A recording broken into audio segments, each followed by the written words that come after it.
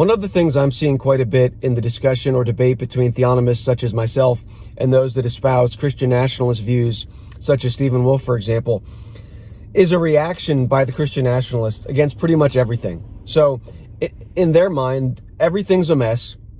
Everything's falling apart. Everything we've done for the past, 50, 60 years hasn't worked. And so if anybody makes any argument for anything remotely related to the concepts that we've espoused as Americans for the past 50, 60 years, they must be wrong. And an example of that is this idea of capitalism. Now, what I've seen from a lot of the Christian nationalist people is a rejection of this idea of capitalism. And what they say is, well, capitalism doesn't work. Capitalism is based on the pursuit of profits above all else, and it hasn't worked, and we need something else. What we need in place of capitalism, I'm not exactly sure. I haven't heard that. But I do see a lot of reaction, and it's based on a lot of angst and frustration, and I can understand that. But the culprit is not capitalism. Now, if I say capitalism, there might be a few different ideas that come to mind, and that is one of the problems with simply just using a term and not defining it. Some people think capitalism includes the idea that the government is going to get involved and you're going to have lobbyists and legislatures and laws related to who can enter a business and all that. That's what we sometimes call crony capitalism. But when I hear Christian nationalists argue against capitalism, as it were, I'm oftentimes, if not all the time, left thinking, have they ever heard or articulated themselves the biblical defense for capitalism as it is understood, as it has been understood in Protestant history, and as it is understood from a biblical perspective? So I recently got into a discussion with a good friend of mine regarding the freedom to sell your labor, the freedom to exchange things, whether that's a car, a bicycle, or my labor. Because if I'm an employee, I'm ultimately the seller in the transaction. I'm selling my labor, and the buyer is my employer. And that is a concept, the freedom to exchange goods or services, that is rooted in biblical law. It's rooted in man's duty and freedom to take dominion, to provide for his own, which I'm going to talk about here in a minute. 1 Timothy talks about the responsibility of man to care for his own, to care for his kin. This is a biblical concept that we should care, first of all, for our family. And I think the Christian nationalists that are arguing against capitalism or the freedom to exchange services or goods or the freedom to sell labor are actually opposing the biblical idea that we need to care for our kin first. And I think the Christian nationalists have bought into the post-war consensus that places the concept of employee rights or the individual's rights when it comes to employment above our responsibility to care for our kin and take dominion, which is somewhat ironic because the Christian nationalists will often throw around that term post-war consensus against anyone who disagrees with anything they say and make the charge, oh, well, if you don't agree with us on immigration, it's because you're influenced by the post-war consensus. They commit what Stephen Wolfe calls the scary term fallacy themselves, but I actually think it's the other way around most of the time. The Bible calls man to take dominion and to care first for his kin. 1 Timothy, the Apostle Paul says, if anyone does not care for his own, he is worse than an infidel. So we are responsible before God to care for our own kin, right? And then the church, and then those outside the church. That's the general framework, the general order of our responsibilities, as it were. So there's this reaction by Christian nationalists against pretty much anything now because, nothing's working out. Taxes are ridiculous. We're not able to prosper. The immigrants are getting all the benefits. And I agree with a lot of those concerns, but the solution is to follow biblical law and to get the civil magistrate, the civil government, out of these areas where biblical law does not authorize them to be. And the Christian nationalists, it seems to me, are saying, hey, this isn't working. Let's get our guy in there and let's make more man-made laws that will benefit us. And I think they've really bought into another aspect of the post-war consensus, which is this. And this is not just the post-World War II consensus, but the post-war for independence consensus, the post-Constitution consensus, namely that the civil government exists to secure our interests, that it's about getting our guys in power in order to benefit us. That's huge in the post-war consensus. And also this mentality of the oppressor and the oppressed. And I believe the Christian nationalists that are arguing against capitalism on the basis that it leads to exploitation have really bought into the post-war consensus mentality of the oppressor and the oppressed. And they're not able to free themselves from that and look at this through the lens of biblical law. So let's just briefly talk about this idea of exploitation in the market. So the term exploit actually means to make full use of or derive the full benefit of something. So there's nothing wrong inherently with the word exploit.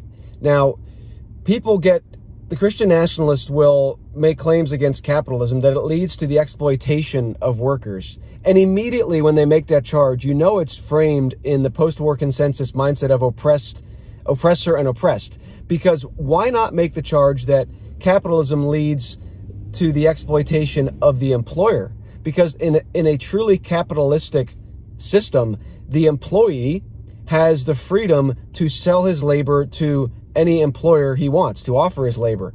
And he is making the decision as the seller of his labor at how much he wants to sell his labor and how much he can get from the person who's buying his labor.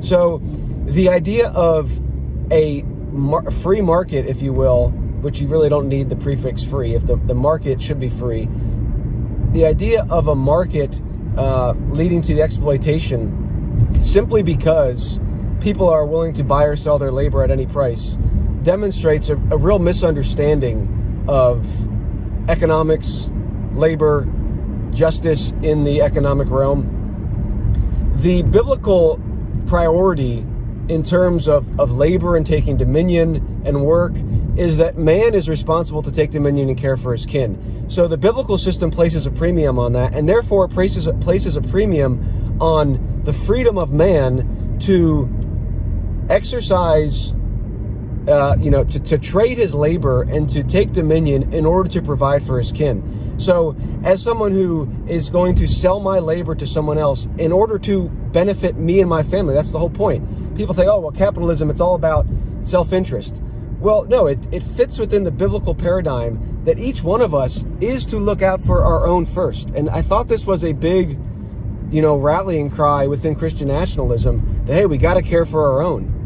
Okay, well, let's be consistent with that. The biblical concept is that we are to care for our own. And therefore, I am going to naturally, it's a natural thing. It's God-given. It's affirmed in the Bible. I'm going to naturally first look out for my family. And so if I can sell my labor to someone over here who I can get more from him than selling my labor to someone over there, it is good and right to do so.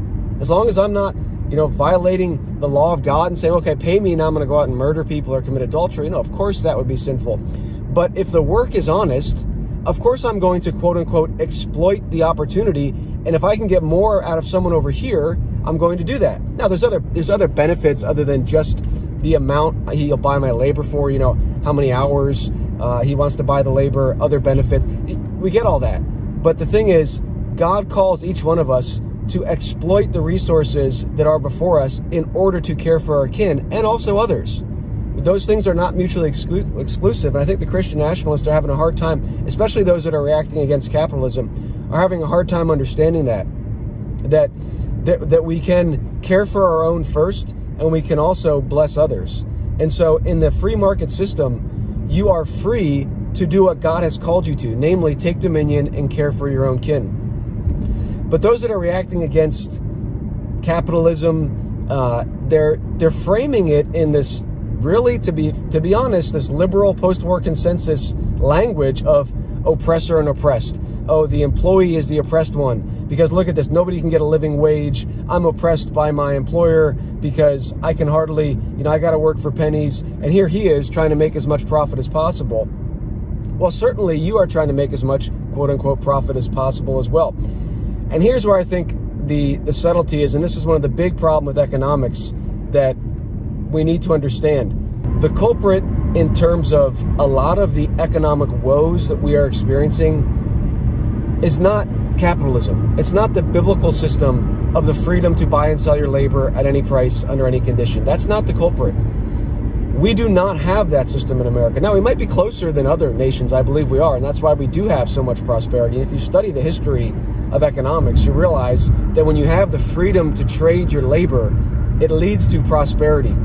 So we do have more prosperity than a lot of other nations, but we're experiencing, and more so in modern, I think as we continue to grow, every legislative session in my lifetime has led us to more and more oppression and man-made law and lack of the freedom to trade.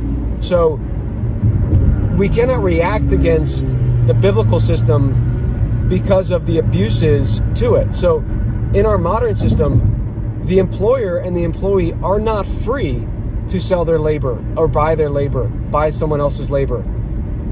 They're not free to do it. We have income tax, we have minimum wage laws, we have all these things that are interjecting into the biblical system for economics. All those things are preventing me from exploiting the resources and the capital of others in a good sense in order to care for my family and care for others even outside my family. The priority is first my family, 1 Timothy, then those in the church, then those outside, right? My kin can include those around me, right? I'm not going to get into that whole discussion, but I think generally speaking, the Christian Nationalist should be my number one ally in saying, hey, our first priority is to our own family, to our own kin. So the biblical system provides the framework to do that.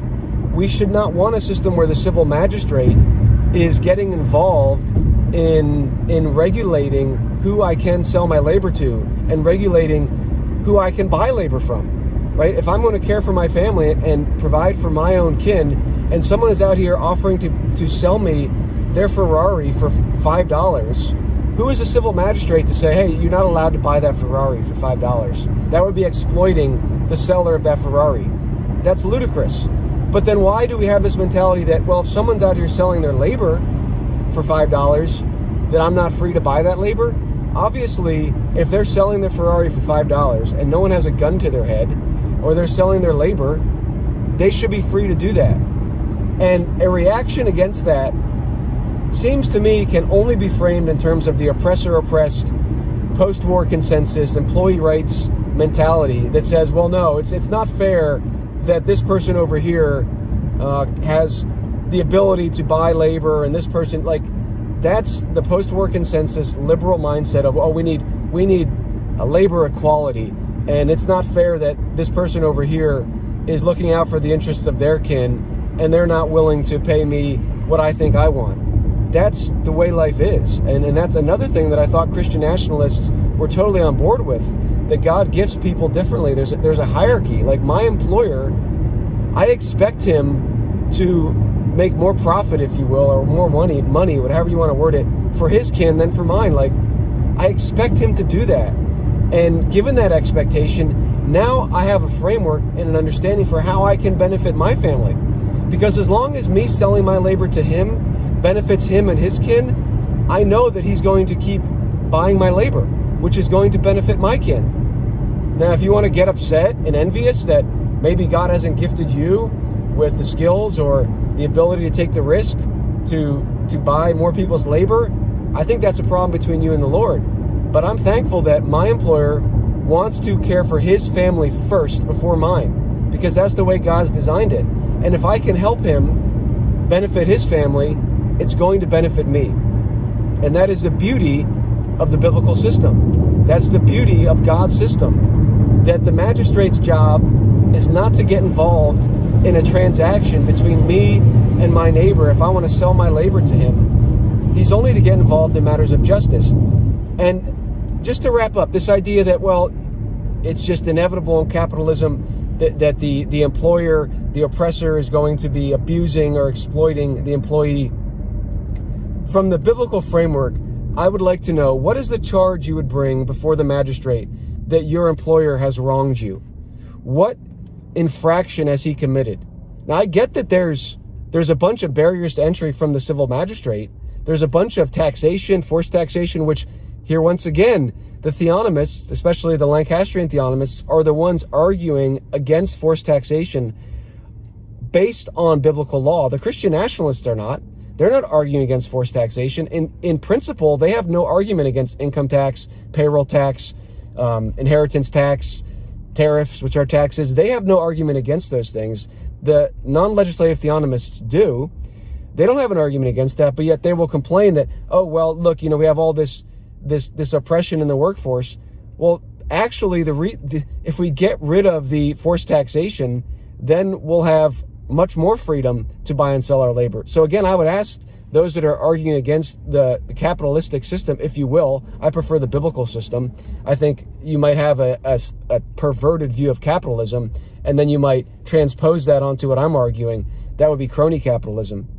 But those that are arguing against capitalism, biblical capitalism, I would like to know, and that are claiming, the employer is exploiting and oppressing and wronging people. What charge would you bring before the magistrate to say, hey, my employer has wronged me and I want restitution, based on the fact that he doesn't pay you a certain amount? Because I think if your employer was paying you $1 million a day, no matter what the conditions were, if you agreed to them, you would not sit here and tell me, oh, I've been oppressed by my employer. It's very subjective. And the same thing with quote unquote poor working conditions. That is a subjective thing. If I want to sell my labor for $1 an hour or $1,000 an hour to climb up a tree and cut down limbs and log it, or go out and be an Alaskan fisherman, that dangerous job, who is the civil magistrate to step in there and say, oh, that's actually a poor working condition. You shouldn't be allowed to sell your labor below X amount. That is a concept based on the post-war consensus of the government looking out for the quote-unquote oppressed. And it betrays a lack of understanding for the biblical system of justice, the biblical system of labor, the biblical system of economics, which gives man the duty and the freedom to take dominion for his family. And if we reject the biblical system of the freedom to transact, we are undermining our responsibility as men to care for our own kin first before others. And I would plead with the Christian Nationalists for consistency. If you want to be about caring for your kin and the order of loves and affections, then embrace biblical law. Embrace non-legislative or Lancastrian theonomy, because this is the only system, because it's God's system. It's not our system, it's God. It's the only system, if you will, that allows man to take dominion and care for his own, right? It's the only system that does that. Anything else is going to ultimately pervert our duty and responsibility to take dominion first for our family, 1 Timothy, and then for those around us. So, and don't throw out the biblical system of economics and labor because we've abused it the past 50, 100. I mean, since America's founding, the magistrates have been involved in the perversion and the manipulation of the market, if you will, of perverting things so that man is not free to take dominion. And we have not had a biblical system, and I submit we should seek the biblical system, not another version of what we've had in America, where the magistrate is getting involved and trying to quote unquote level the playing field. You want to level the playing field is never going to be level in the sense of an equality of opportunity and equality of income, right? Because God has made us differently. God has created some people that are going to be gifted to be employers and some that are not. And there's nothing wrong with that. But if you have the biblical system, man is free to exploit, in the good sense, the resources that God has given. And that's another thing. This is not a zero-sum game. And it seems like those Christian nationalists that are reacting against capitalism think this is a zero-sum game. That if the employer is benefiting, it must be at the expense of the employee. Again, why not flip that around? If the employee is benefiting, it must be at the expense of the employer. Because if I'm benefiting from all the capital and the money that's been put into building a warehouse, a factory, and equipment, and I'm exploiting that as an employee and saying, well, hey, I'll sell you my labor because you need someone to run all this equipment. You need someone to serve this food at the restaurant you built. And I'm going to exploit the needs you have for a worker in order to benefit my family. Why aren't we talking about the exploitation of the employer?